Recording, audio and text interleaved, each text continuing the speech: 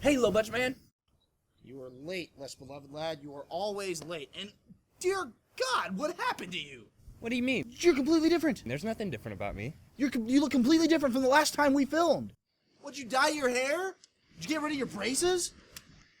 You always do crap like this. We film a YouTube show. We have to keep our physical appearances consistent. You were supposed to inform me of all drastic changes to your physical appearance. That goes for haircuts, body piercings, tattoos, randomly becoming 1/4 Cherokee. Choctaw. I gotta be honest, I don't know the difference. And there's a pretty big difference. Who gives a shit? You have to inform me of these things. There are rules in a superhero sidekick relationship, and I just so happen to have a list of those rules in my utility fanny pack. Rule number 1, I am the hero. You are the sidekick.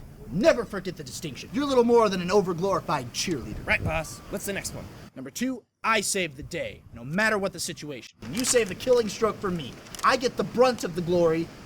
You get any leftover glory there, maybe. Okay. I can handle that, I guess. Number 3, as the hero, I get the girl.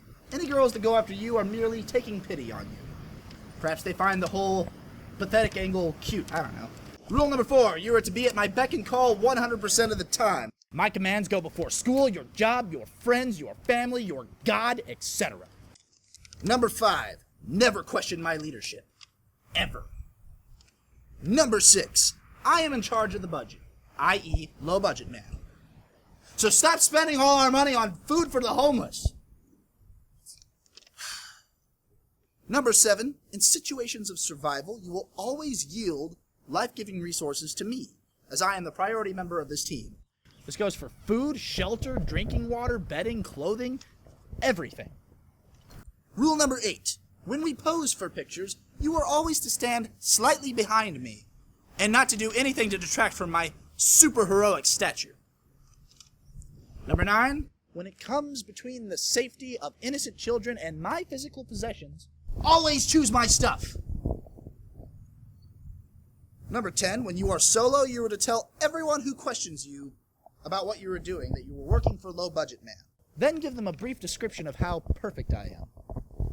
Number 11, you must never reveal your secret identity to anyone. Not your family, not your friends, not anyone. For if your identity was compromised, your enemies would go after your loved ones. I cannot handle any additional enemies coming after me, your only loved one.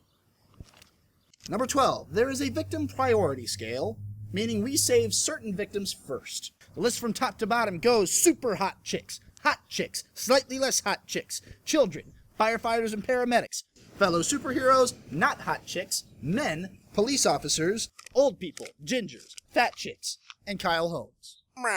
And if we end up not having time to save everybody before our video drags on and the audience loses interest, we can omit those last 3 tiers entirely. Hey, come on, guy.